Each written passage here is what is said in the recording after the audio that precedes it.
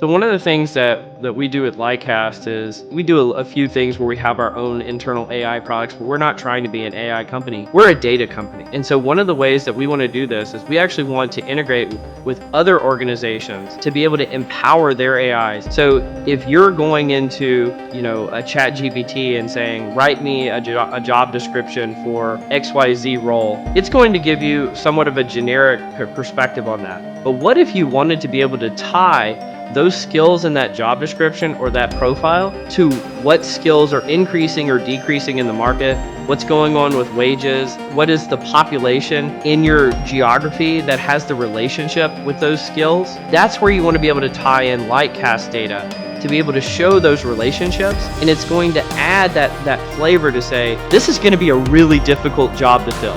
One of the things that I think is underutilized is actually using AI as a teaching mechanism, not just as a tool for augmentation and to be more efficient. And so it's as simple as managing a global team is complex, but Deel makes it simpler with payroll, HR, IT, and compliance all in one place.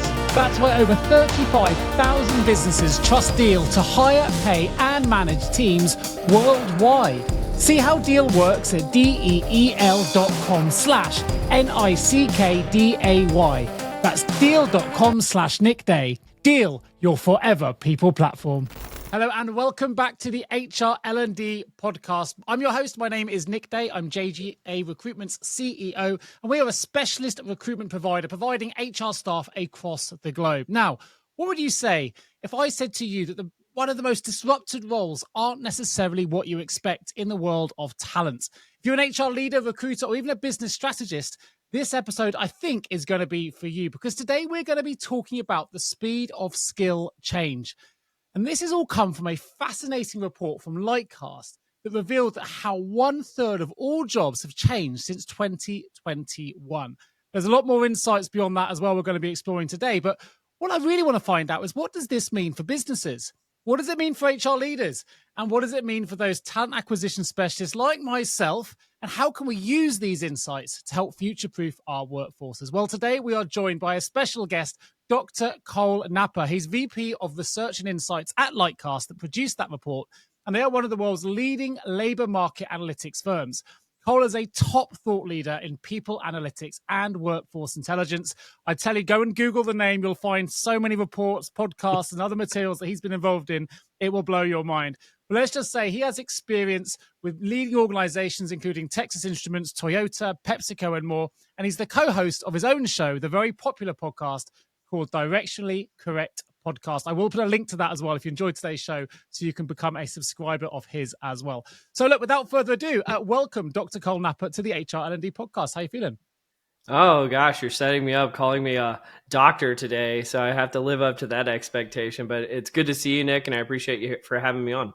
Now, listen, I know how much work goes into a PhD. I don't have one myself. My mum does, so I think we should always bring it to the fore. I just know it's a hell of a commitment, and you really need to know your stuff to be, to get a doctor in academia. So congratulations. I have nothing but admiration for you for going through that process. But look, we're going to jump into some really interesting insights today. But before we do, I'm going to start with a question I ask all of my guests. What do the words human resources mean to you? Well, human resources, it kind of gives me a history lesson. So there was a thing called manpower planning that existed in like the armed forces, over 100 years ago. And then it became personnel, right? And then eventually the terms like human capital came into existence. So for all of history and all of the history of organizations, the concept of human capital wasn't really a thing. It was like, what do we have enough finance? Can we produce enough widgets? And then firms started to understand that human beings and the differential value that they bring could be a competitive advantage for those organizations. And so the concept of like manpower planning or personnel started to get rebranded as human resources. And I think it's gone through a few more rebrandings since then. People are calling them people functions or, sure, talent functions or what have you. But I think human resources is actually the most appropriate designation for it, because every organization has resources, and they have resource planning functions that are divvying out those resources to the most appropriate problem, right? And humans are just one of those resources. And so we should be very mindful about how we're utilizing those resources to the benefit of those employees, but also to the benefit of the organization. Fantastic. What a great way to start the show. And I think for full transparency, one of the reasons I was excited to invite Carl onto today's show is because he gave me access to two fantastic reports that have been created and researched by Lightcast. One of those I mentioned in the introduction was called the Speed of Skill Change. And I know that in the world of recruitment, through the lens that I see things, HR leaders are constantly saying that recruitment is one of their biggest challenges, not just in terms of attraction and onboarding, but also retaining their top employees. And there were some really interesting insights that came out of that report. And one of those stated that the average job has seen 1/3 of its skills change since 2021. And that's quite a staggering shift. Certainly one I wasn't prepared for or I didn't realize, even though this is a world I'm fully immersed in. So can you explain why that's happening? And was it a shock to you? It was a shock. And so there's actually a reason why that report was called The Speed of Skill Change. Lightcast had done a very similar report in 2020 just called Skill Change. And they had looked at the prior 4 years and looked at how the skills are changing in the economy. And they decided to revisit the report this past year. And what they found was not only were skills changing, but they were changing at a more rapid pace than they ever had. And so we internally were floored that at that number, that 1/3 of the skills had changed over the past. In some roles, had seen upwards of 75% of their skills change in the prior 3 years. And there's a variety of reasons for that happening. But obviously, the one that we can't go a day without talking about is AI. And one of the things that we found in the report was the increase in job postings that included the terms AI between 2021 and 2024. It grew by 15,000%. Now, Wow. AI Okay. was already a hot topic in 2021, right? It wasn't like it didn't exist. And so that is a staggering level of growth. And I'm sure we'll get into in a minute. But a distant second and third were green job skills as well as cybersecurity skills. These are permeating throughout the economy in ways that we think about, but also that we don't traditionally think about. And so, and then you could also add a layer, an extra layer in this. And I know in terms of L&D, but also recruitment, Nick, the work that you guys do is I think most organizations are going through this transition from being credential-based organizations to skills-based organizations. And so as a part of that transition, skills are becoming more and more of a paramount for understanding our work, but also being able to quantify the value that human beings bring to the jobs. Because as things change, that degree, that credential doesn't necessarily translate into performance on the job, maybe like it did in 1980 or 1970. So do you think that's because the evolution of tech, like AI, is evolving so much faster than the evolution of credentials? So almost by the time you've gone through that credentialing, the technology's already moved on. Is that the biggest reason, or that would be my That is that is the logical conclusion of it. Is imagine a class that you take your freshman year in university versus the time when you become a senior and graduate. The technology could have changed upwards of, again, 75%. Right. Wow. And some of the professions that we saw that had some of the highest levels of disrupted skills are the ones that are on the bleeding edge. So it's the computer scientists, it's the statisticians, it's web developers. These skills, it's analytics. These are the skills that are being the most disrupted. And the common wisdom over the last 10 to 20 years was we need to have more STEM graduates, right? So science, technology, engineering, and math. Guess what? Those disciplines, the STEM disciplines, are the ones that are seeing the most rapid pace of skill change right now. Yeah, okay. So let's just I want to try and get a foundation for this, because it sounds, I mean, it blew my mind when I saw how many it was since 2021. But how does that level of acceleration compare to previous decades? Like, is it a marked shift in what we'd experienced before? Yeah, so we have some charts in here, and it's hard to paint with a broad brush. Let's be clear, because when you're talking about averages condense a lot of variance in there. So we talked about some roles had changed upwards of 75%, some had changed as little as 7%. Okay. The number, though, no one was at zero, right? And so we actually, in that report, we rank order, I think it's almost 1,000 skills. And some of the ones that changed the least were things like, like a sterile processing technician, and basically think of like a med tech in a hospital. Their roles changed a little bit, or a roofing worker who's doing roofing work. Well, AI hasn't disrupted roofing yet, Yeah. right? But it probably has changed maybe the way they submit invoices or something like that Or over the potentially on the last few years. sustainability side, if you're roofing, maybe. Correct. It could be, because green jobs was a big part of it. Yeah. And so it's cutting across all the economy, even in roles that you might not traditionally associate it with it being disrupted. But it's difficult to quantify, because it's on a skill by skill and role by role basis that you see this level of disruption.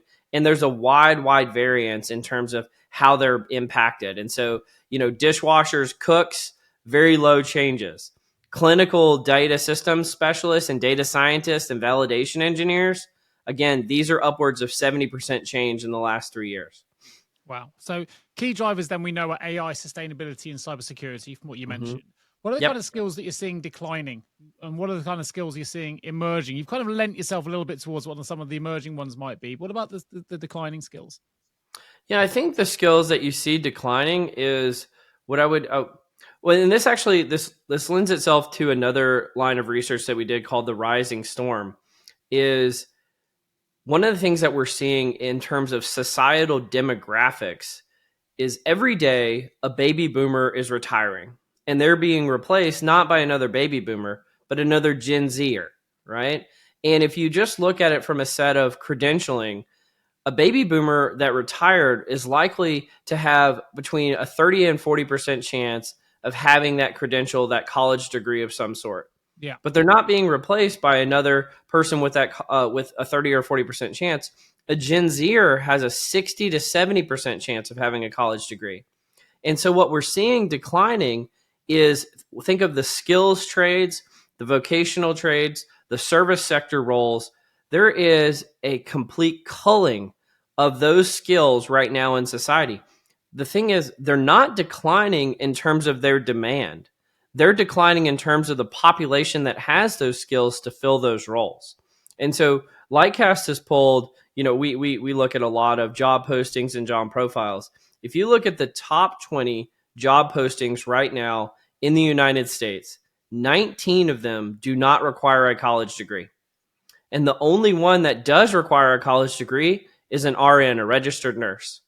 And so what we're seeing is there are declining skills in terms of the people who have them, but in terms of demand at the societal level, those skills are at the highest levels of demand. It's really interesting. So if I'm an HR leader then listening to this, how should I consider, I guess the key word here is proactively adapting my workforce strategies to accommodate for this emerging skills market? One of the things I think about, kind of a running joke that we have here at Lightcast is, are you going to start seeing computer programmers trying to become plumbers? Right. And it's a really difficult thing to try to research. I've actually tried to dig into this before, is to see, are you seeing people that have that traditional credentialing pathway going into a non-credentialed path because that's where the demand for work exists right now? And there is this notion that jobs that require a college degree pay more than jobs that don't. And in some instances, that is true.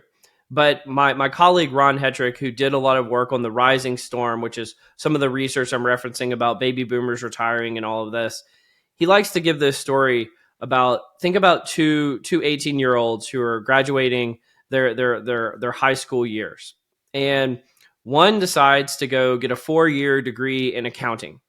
And during that 4 years, right, again, the skills are changing that we discussed, but also they're racking in up, like, let's say $120,000 in student loan debt.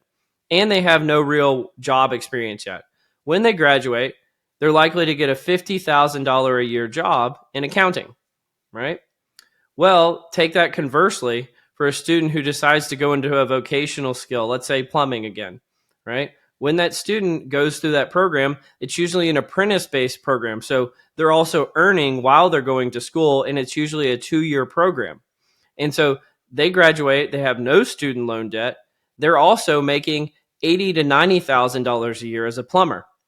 And within a few years, they're also able to open up their own plumbing business and could be making north of $150,000, right?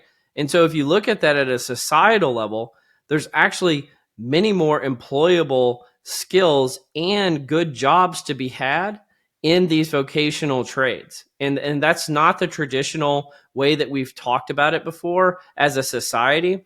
And so one of the things that Ron and I talk about often is we need to reframe the narrative at a societal level about what it constitutes a good job. Because many of the good jobs today aren't the ones that people think of as the sexy jobs that are coming. Because one of the things that we see is a lot of where AI is disrupting the economy is the traditional good jobs of old.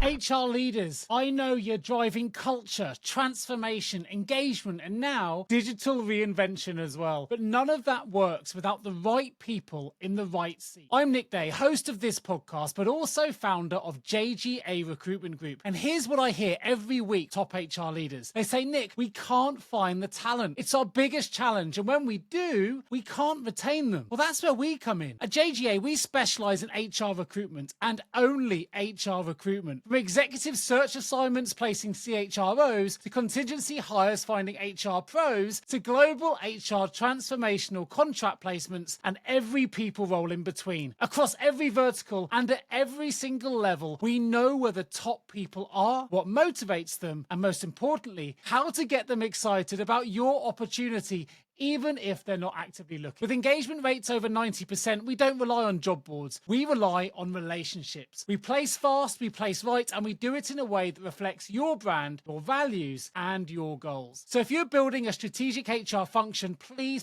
don't leave it to chance. Visit jjrecruitment.com or reach out to me directly and let's build the future of work together.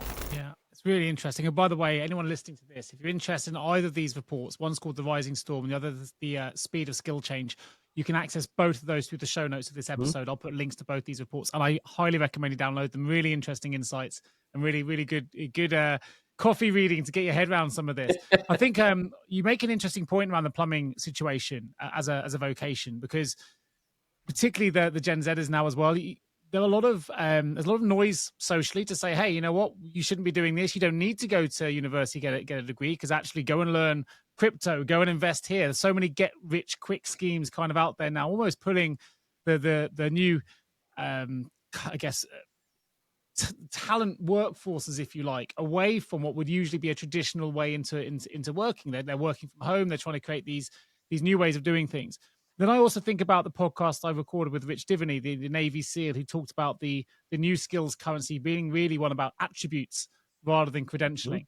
So I'd be interested to hear how you're seeing these things disrupt the market. You've got credentialing, you've got skills, you've got attributes. So I'd have all three probably separately. And where would you see them sort of ranking side by side now? And also, how do we manage those three things in a workforce, global, dynamical workforce situation we're in, where there's so many opportunities to be led sideways to do these kind of home-based, learn yourself, do it for yourself? Because what we are seeing in the HR world is a real lack of talent. People can't find people. People are no longer wanting to take the traditional route into work. They want to work for themselves and build their empires and these kind of get rich doing my AI-based charting or whatever it might be. I was interested to get it from your perspective. You know, it is an interesting problem. And I actually wouldn't even call it a problem. I think organizations have been thinking for years about how do we credential people with micro credentials? How do we give them just-in-time training? How do we assess for skills so that we can show proficiency? And then how can we tie that back to our job architecture and our skills taxonomy and even our skills ontology in the workplace so that we can create internal pathways for individuals to advance their careers? And how do we invest in their development ongoing? Because it's not like the skills are changing outside of your organization. And once somebody enters your organization, their skills don't need to change anymore. Yeah. It's also changing internal to your organization. And so organizations have just as much a vested interest in their employees adopting the skills as those employees do themselves. And so it's really important that we find ways of demonstrating skill proficiency but also investing in employee development. Because as things change more quickly, the companies that are going to be hurt the most are the ones that aren't investing in those skills, because they're the ones who are going to be left behind. And I mean, I can't comment to the cryptocurrency or get rich quick Sure. schemes or any of that type of thing.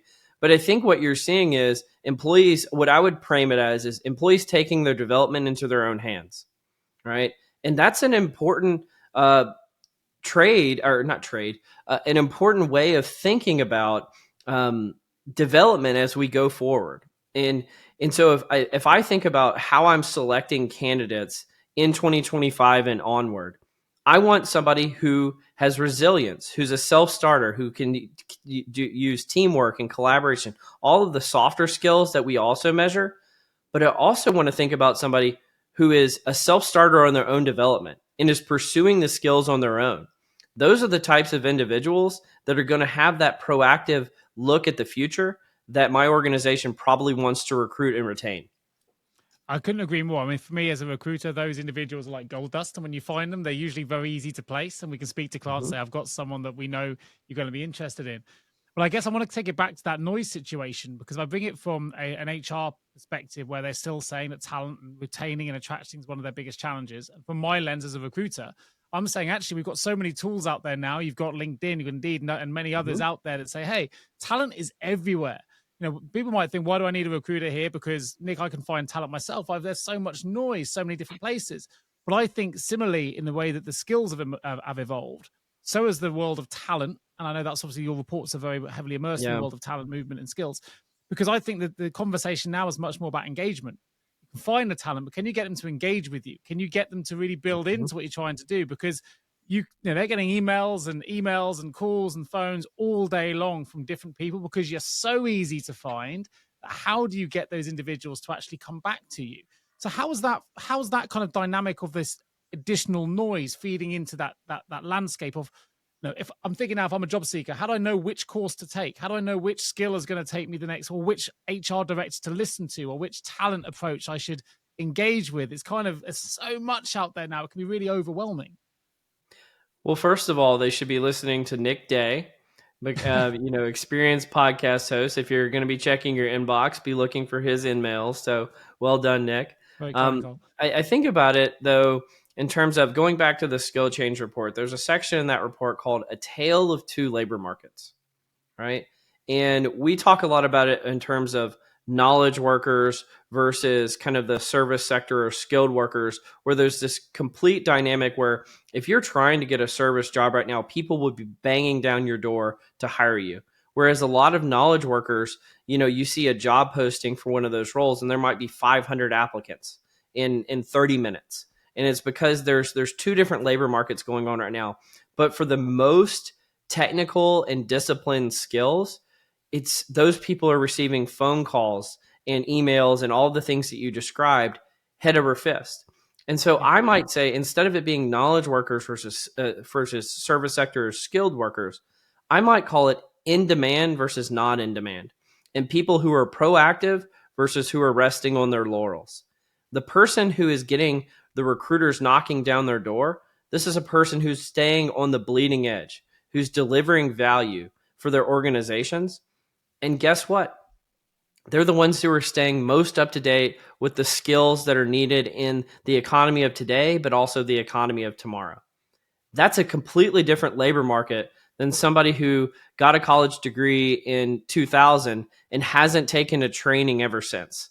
That Yeah. person is and they're hoping that AI is going to go away, that, it's just a fad, it's all going to pass.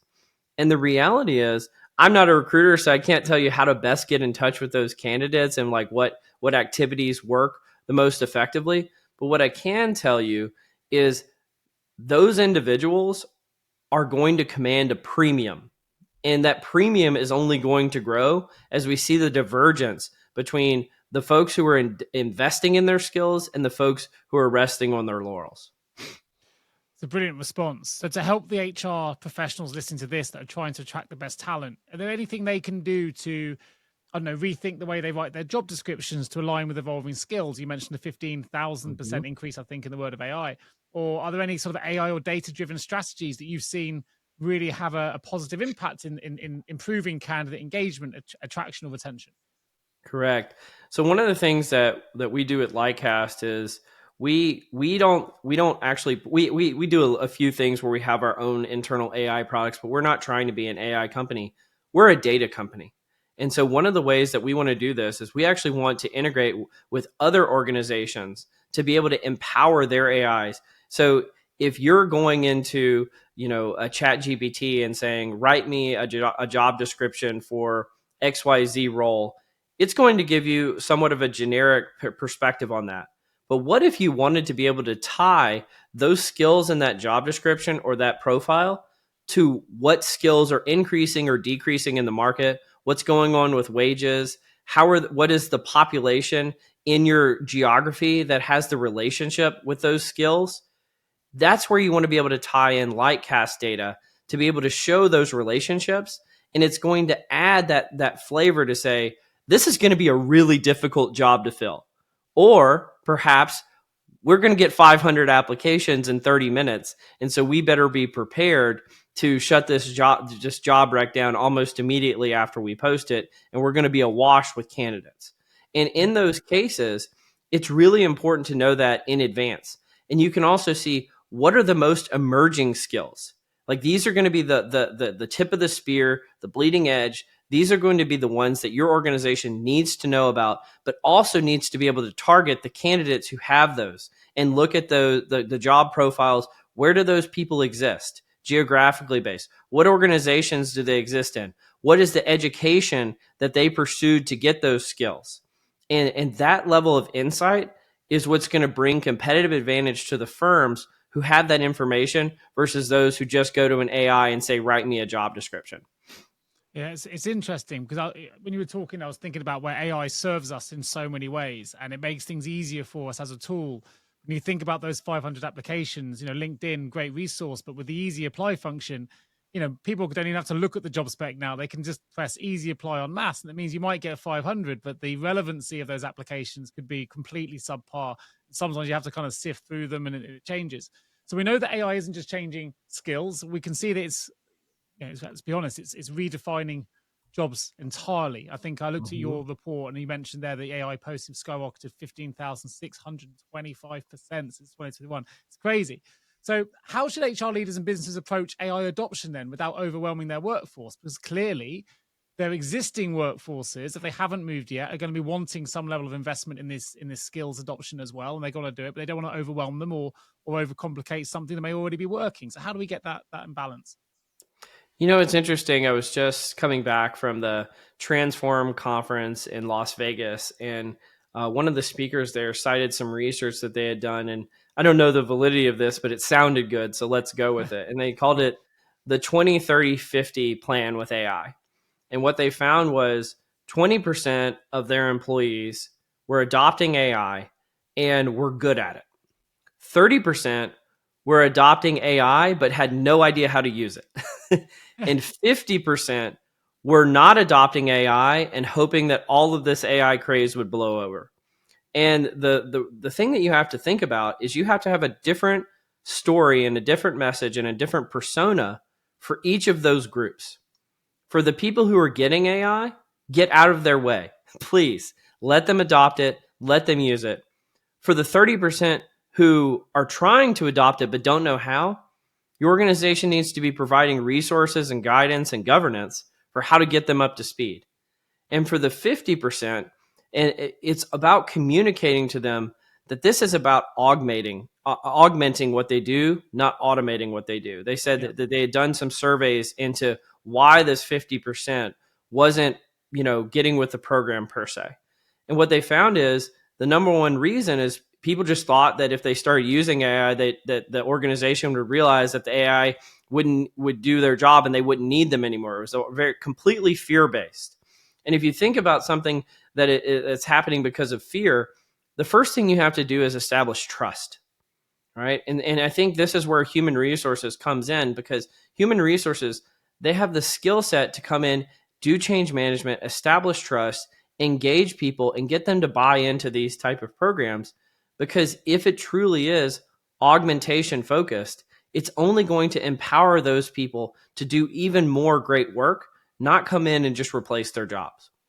Yeah, it's great. I mean, I've had Stephen Covey on the show talk about trust and inspire and how that has Mm-hmm. an impact on workforces. And I can tell you now, from a recruitment standpoint, it's one of the biggest pillars for not just retaining your best employees because they trust the leaders above them and the way that the direction of the organization, but also you get a lot more productivity out of those individuals as well because they do indeed feel inspired when their trust is there. So from an L&D perspective, just taking on board that 20, 30, 50 kind of approach, which I love, by the way. I might take that on as well. I hope that is validated because Yeah, I it's a hope it's really true. It interesting sounds good. observation. But Cole, if skills are changing, I say every 3 years, you look at 2021 report is rapidly changing. It means that we accept that constant upskilling is going to be required all the way through the process. So if that's happening, how can L&D leaders that might be listening to this start to build what I guess need to be agile learning cultures that are going to keep their employees ahead of the curve? One of the things that I think is underutilized is actually using AI as a teaching mechanism, not just as a tool for augmentation and to be more efficient. And so it's as simple as, and obviously what I'm not negating is L&D teams do a lot of great work. There's a lot of pathways. We talked about things like micro-credentialing Yeah. and giving people just-in-time training earlier. All of that to the side, recognizing the great work that they do. There's a huge opportunity for just giving employees the ability to create their own self-development plans with AI as their guide. And one of the things that I've done personally, and I've seen many organizations are starting to invest in this area, like Lightcast has a big partnership with Guild, who's one of the big providers in the development space globally. And they utilize these type of techniques, is about going in and say, create me a 30-day plan for how to get up to speed and get developed using AI or using cybersecurity or using green jobs, and having AI actually build the plan, send you hyperlinks to the resources that you need to use. And then it is only again on the employee to follow through with the plan, right? And maybe you could even use it. Find a way of integrating this into my calendar. Block me out 1 hour a day to go through these programs, or 15 minutes a day to get up to speed. And what you'll find is at the end of that 30-day period, it's like you're a completely different human being.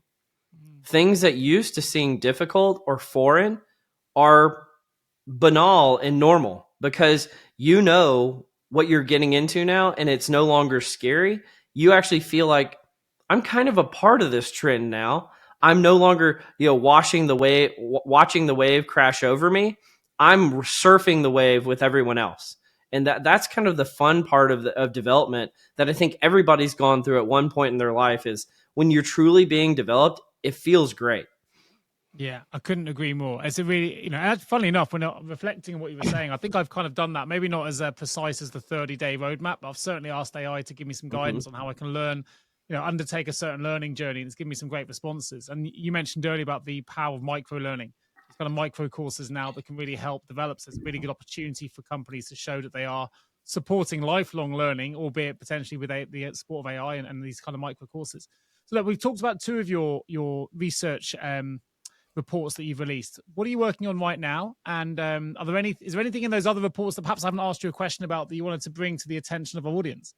Well, one of the things that we did, so the Rising Storm, it published about a year ago, and it it blew up. We got so many media requests from all over the globe because this was just such a provocative and transformative narrative about how the workforce is being shaped. The number one complaint we got, which was a good complaint, which is, okay, we see these forces existing at the societal level, but what does that mean for my organization? And so what we published about a month ago was the Workforce Risk Outlook. And what this did is it scored all Fortune 1000 companies on all the factors that we discussed in the Rising Storm. But the four that were most important is we looked at each organization's risk for their occupations. So are they going to have enough prime age workers between the ages of 25 and 54 to do that job, right? Then we looked at the market supply. So every company operates in different markets. in those markets, do they have the prime age workforce to operate those jobs effectively? Then we looked at the industry that they're in. Some industries are getting more disrupted or have more of a surplus of talent, whereas others are shrinking rapidly. What industry are you in, and what are the available resources? And then again, we looked at AI, because you can't go 5 minutes without talking about AI. And it talking about AI from the sense of giving employers optionality. And what we mean by that is AI cuts both ways. So employees could be scared about it, but from an organizational perspective, if you're augmenting more employees, if you're seeing labor shortages, that's actually a really great thing, because you can get 5 people to do the job that maybe 10 people used to do, because you can't find the other 5 anymore. And so we went through every Fortune 1000 company and ranked their scores. In the industries that had the highest risk, so we put it on a scale of 1 to 5. So 1 would essentially be your risk profile would not change over the next 5 to 6 years. Right. No one scored a 1. Everybody's score was above a 1. And so the industries that had the highest risk scores were hospitality, healthcare, construction, and many others. And what we also did is, behind the scenes, if your company isn't in the Fortune 1000, we actually scored about 1,000 companies behind the scenes. So feel free to reach out to us if you click on the link that Nick's going to share in the show notes about workforce risk, about seeing your organization's scores. But what we wanted to do, and again, we open source this. This is free. Anybody can go and look at it. Yeah. Is see not only what is your risk, but you can go and search your competitors as well. And you can see, well, hey, these are the markets that they're operating in. We operate in different markets. And maybe that puts us at an advantage or a disadvantage. Or perhaps, the occupations that we have at our organization, that these are the ones that are most at risk. And perhaps we need to think about reskilling or retooling the work so that these occupations aren't the ones that are most at risk. And so it's a fascinating line of work. And it's been a really cool thing to see come out since I've been at Lightcast.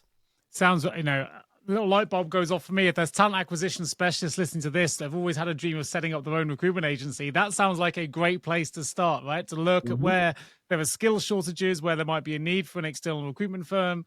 There's loads of things you can probably do with that kind of data. It sounds really fascinating. I think, I say, if you're listening to this and you represent one of those brands in the top 1,000, I think, curiosity killed the cat. I'd want to go and have a look and just have a little preview on how we're performing, right? So, just take us on further. Tell us a little bit more about Lightcast. You mentioned that's open source, but maybe people listening to this that want to undertake a level of research into something, they wanted some access to some level of analytics. Tell us about the services you guys provide. So Lightcast is a labor market data intelligence firm, and that cuts across a few things. One is we do world-class work in the skill space. We've talked a lot about skills today, and it's about understanding and assessing. And if your organization is trying to create a skills-based organization, you should be looking into Lightcast to, again, not only help you understand your skills through your skills taxonomy, connecting that to your job architecture, connecting that amongst all of your systems like your HCM, your LMS, your ATS, all the 3-letter words in an organization, but also the ability to use that to map your employees' growth and their development. All right. The other part of it is, and this is where, it kind of cuts across both the things that you do, Nick, in terms of the L&D, where the skills are very important, but also in the recruiting side of things, is we map all of the global job postings and profiles globally. For every organization, every country that we can. Some countries' data is better than others. And we marry that with labor market information that's provided by governments or municipalities or states, what have you, throughout the world. And so what we're able to do is, in the higher education space, for public sector workers and for enterprises, to be able to use that labor market intelligence to help them make better decisions in the workplace. And so it's very exciting. So we partner with universities to help them. We have a tool called Skillaby, which is a kind of a clever name to combine skills with syllabi. And it's to say, we're going to analyze your syllabus and say, here are the skills that you're currently teaching in your syllabus. How do they align to the skills that are needed in the labor market for right now, and what skills are growing in the labor market and what are shrinking, and how you can tailor your syllabus to teach more to the skills that are needed in the labor market. So we do a lot of really great work in the higher education space. In terms of the public sector, we work with, state governments, federal governments, municipal governments to say, hey, if you're trying to do workforce development in your particular region, like perhaps you're trying to attract more companies to invest in your area, how can you quantify the human capital that's available in that area so that organizations are more willing to invest and hire more people in your area? And then for enterprises, it's all the things that we've been talking about today. Using tools like our talent analysts, that's going to help any organization go in and see what is the talent makeup of my company, but also what's the talent makeup of all of my competitors. What are the pay rates that they're paying in job postings versus the pay rates that we're paying, and how can we geographically triangulate where are the best places to post roles for these type of skills, and what skills are growing and what are shrinking, and all the things that we've talked about today. So it's a fascinating place to work with. And I'll tell you, I've dealt with data my entire career being in people analytics. This is the only time I've been overwhelmed at the amount of data that we have available. It is just stunning. And it's like once you get used to it, it's like a playground for a person like me. So if you're the type of person who likes data and wants to use it to inform your decision making as a business, Lightcast is the perfect place to begin. I have to just say as well, I'll put Cole's LinkedIn profile in the show notes as well for those who want to connect. But we had a 5-minute conversation, about a month ago. And I think within just that 5 minutes, you made me look at my own data differently. You gave me so many insights. I was busy scribbling away.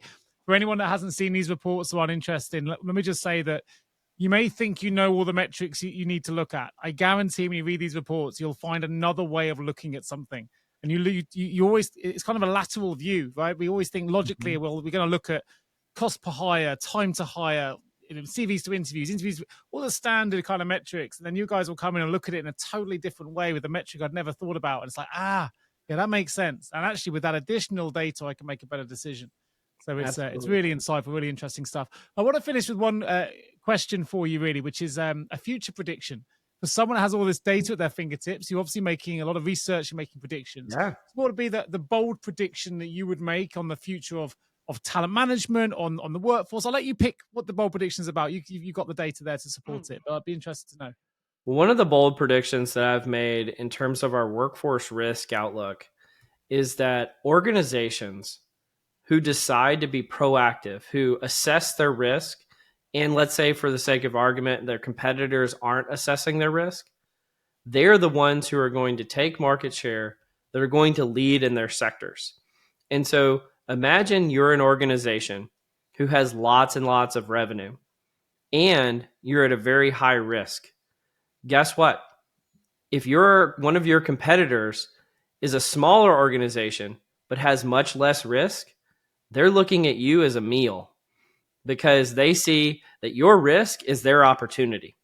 And so it's the organizations who are looking at the situations proactively and are realizing that, all the things that we're saying about the changes in demographics and the risks that are associated with that via the occupations, the industries, the markets, and the AI risks that we talked about, these are not predictions.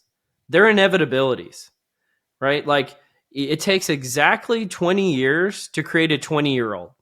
That's not a prediction. It's an inevitability, right? And so when we think about these things are inevitable. The only thing that you can change is the actions you take and how soon you are proactive. And so that's the prediction that I would make, is the organizations that are investing in this space early are the ones who are going to lead in business tomorrow.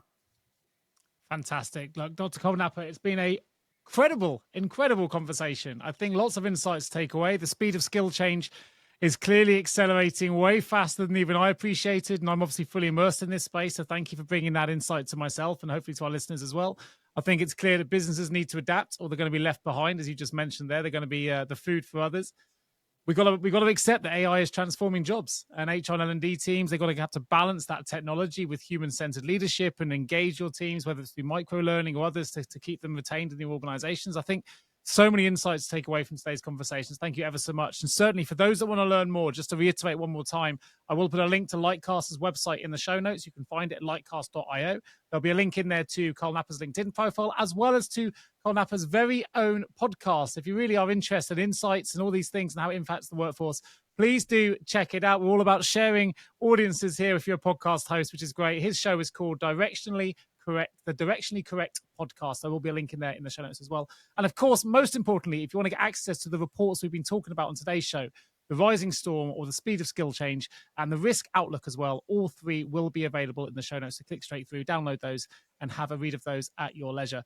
Hope you've enjoyed today's conversation. If you have, please remember to subscribe. Please do leave us a review, share the episode with your colleagues and friends, and hopefully together we can raise the profile of people management and human resources globally. I'd love to hear your thoughts on the show as well. But for now, Dr. Kolnappa, thank you ever so much for joining me. It's been an absolute pleasure, and what great insights. Thank you so much.